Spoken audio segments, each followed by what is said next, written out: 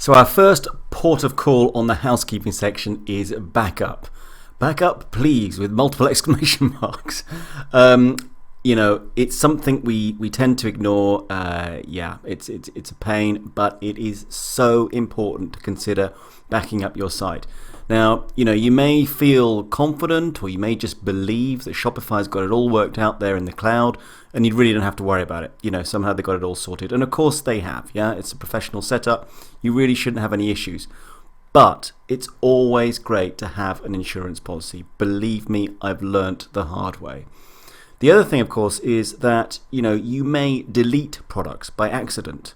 Who knows? Or one of your virtual assistants in the future does that, and you need to roll back to a previous version. You can only do that if you've got some sort of backup from before. So, two extremely good reasons to do it. Now, the third really good reason to do it is that it's super easy. I'm going to show you right now a little app that I use from the Shopify App Store, which is very, very effective. So let's jump over to the App Store. Okay, so here I am on the App Store. Come in here and type in backup. Backup. And this one here, Rewind, backups for Shopify. This is a very nice product. There's a 14-day free trial, and then prices actually start from $5 per month. They go right up to $99 a month. Don't be freaked out. Basically, the subscription model kind of follows you. So you'll see that for $5 a month, it's like 100 orders. If you're doing 100 orders per month, you're good for that. As you increase your orders, then you take bigger and bigger plans, which makes sense. Your business is growing, and this whole backup process is going to grow with it. Very nice app. You'll also see, depending on your plan, how often the backups happen. And in the cheapest plan, it's backing up once a day, which is more than sufficient. It's absolutely fantastic. So have a look at this, install it on your site, and make very, very good use of it. It really is worth the investment. Okay, so just want to basically take this lecture to introduce the concept of good housekeeping, right? Good discipline. When we talk about sales and expenses, this is the lifeblood of your business, keeping track of these key figures. And, in my experience at least, I am absolutely amazed of the number of people who don't do this. It's a daily discipline. Please don't ignore it. And what I'm going to show you here is a very, very basic method, right? This is what I use still, actually, to a certain extent, but it's by no means, your definitive accounting package, nothing like that. But it's going to help you enormously to give you a very good overview of what you have and how well you are doing. And in fact, a lot of these figures you can give to your accountant, later on in the day, later on in the year, as your business develops and you do need to actually, file your accounts. All the information that he or she will need will be there. But most importantly, right now, it's for you, okay? So if you've been in business for a while, forgive the simplicity of what I'm doing here, okay? But if you're new to business, I really hope you find this to be useful. It's not supposed to be patronizing in any way, okay? I'm just trying to sort of give you a very nice introduction to some simple but very effective methods. So as you can see, I've basically got here an Excel spreadsheet. That's all it is. Let me just get rid of the top header here. So an Excel spreadsheet with sales, okay? That's it. And what I have here on the left-hand side is the start date. So when I actually started my campaign to sell these things, okay? So I've put down the 1st of May, 2017. Obviously, this is just an example. No end date for the moment because, we are still doing this, all right? Then we've got the product name itself, okay? My heart-shaped dog pendant and necklace, what I've actually called it on my site. And then the actual URL of that product on my site. Okay, if I start to get many, many products on my site, I need to be able to go there quickly if I need to. I need to keep track of it. So that's exactly the product URL on my site itself. Okay, if you can see here, you don't see much of the product URL, but if I draw your attention to the top part here of the sheet, you can see the full URL appearing here, I hope. Now, next to that, I've now got the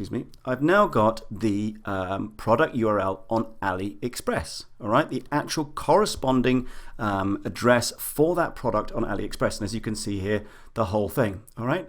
Now, This is also very important, okay, because I get people saying to me things like, how do I keep track of, where my products were that I bought on AliExpress? Well, this is a very simple method to do it. You'd be amazed at the number of people who sell something on AliExpress maybe 2 or 3 weeks after they started advertising, or later on, or whatever it could be, and then can't find it back on AliExpress because they simply haven't taken the time to record where it was in the first place. So there we go. That's exactly where it is on AliExpress. Now, this next one is called the SKU, okay, which is basically just it's called a stock keeping unit, okay, SKU. And it's just basically a number, a unique number that identifies where that is on AliExpress. So let me just take you to AliExpress itself. Okay, so now here we are on my on the necklace that we're talking about, and here's our unique URL, yeah, which relates to where we're actually going to get this from our supplier when somebody buys. And the SKU is actually this last number here. I hope you can see that. Basically, you've got, just before the HTML, you've got a series of numbers here. Okay, see that 3280, blah, blah, blah, blah, blah. And what I've done is I've taken that and I've copied it and I've pasted it into my spreadsheet here. Okay, now just to show you something that you might not be aware of, I can now find that product straight away just using that SKU. So let me demonstrate. If I now copy this, let's go back to AliExpress and let's just go to the home page. Okay, let's imagine we've just come into AliExpress and we need to go straight to that product. Okay, all I need to do is actually paste that number into the search bar on AliExpress, click on the search icon, and it takes me straight there. Yeah, it's a unique number that identifies it on AliExpress. So that's very, very useful, very, very important to have in my spreadsheet, right? So now I've got everything linked up. I know, the product URL on my site, where it is on Ali, and I can find it very easily on Ali as well. Now, these next bits is just what I do, okay? And again, this is just an example, but I hope you're beginning to realize, this is very simple, but very powerful. So what I've got here is my advertising costs, okay? This will be a running total. So just an example, so far I spent $12.32, right? Clearly I'm making this up. And then every time I get a sale, I'm going to record it in these lines below, okay? So in my example here, I've got a sale on the 1st, how much money I got, yeah, $19, that's how much I'm selling it for.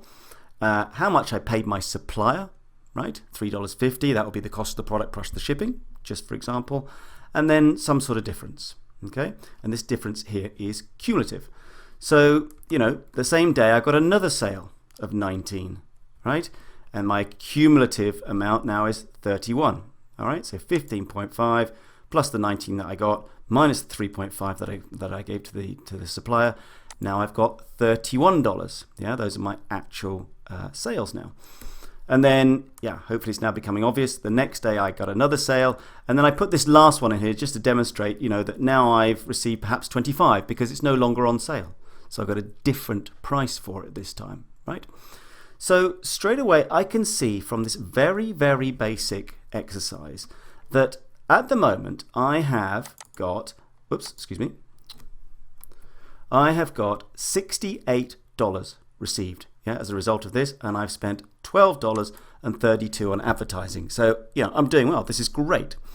And you can imagine, yeah, I can just basically list all my other products that I have on my site that I'm using, and I can list them down here, and I can very easily see how well they're doing, how much I'm spending on advertising, how much I'm actually getting in from the suppliers. When I get an order, I just grab that SKU from Ali and I put it into the site, and I go straight there, straight to my supplier. So it's a very, very nice little, exercise, a nice little control panel, if you like. So on a second tab down here, I've got expenses, yeah, and this is even simpler, but again, you'd be amazed the number of people who don't do this. So, again, just as an example, on the 1st of May, I spent $3.14 on Facebook advertising, yeah.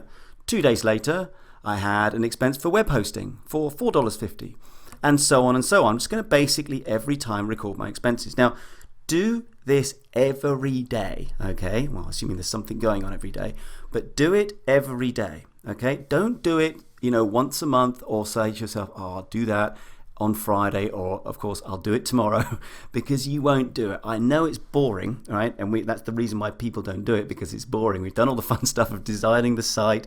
We've done all the fun stuff of, driving targeted traffic. We've had great fun making sales and feeling great. What we need to do now is to actually record this stuff, okay? So just use, a very simple spreadsheet like this. This is just to give you a start. This is not the definitive, this is the solution you must do.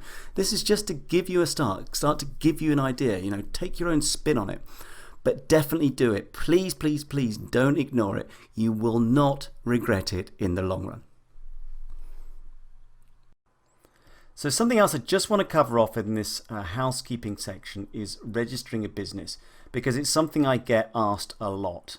The moment we start making sales and making expenses, people are thinking that they need to have a business, or maybe they need to have a business even before they start doing anything.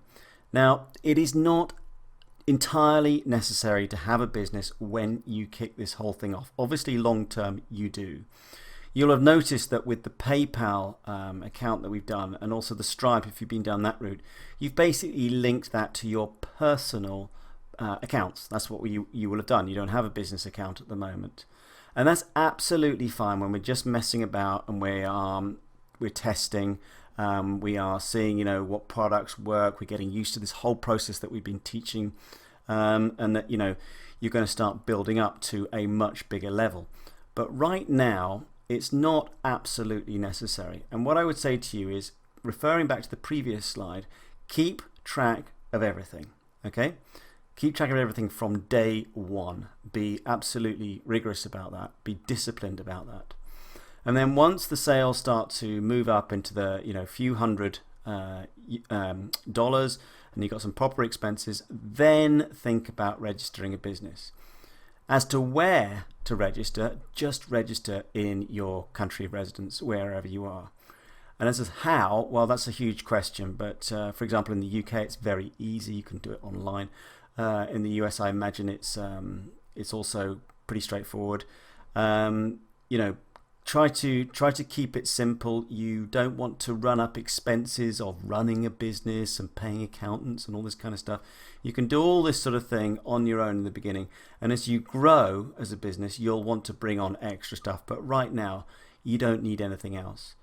So in summary, keep it simple. I think you got that as one of my mantras by now. Keep it simple. When you're playing around with this stuff in the beginning, no need to necessarily register a business, but do keep track of stuff. When things start to take off, at that point, go and register yourself a business in your country of residence, and also keep that as simple as you can. Don't get involved with any extra expenses in the early days. I hope that helps.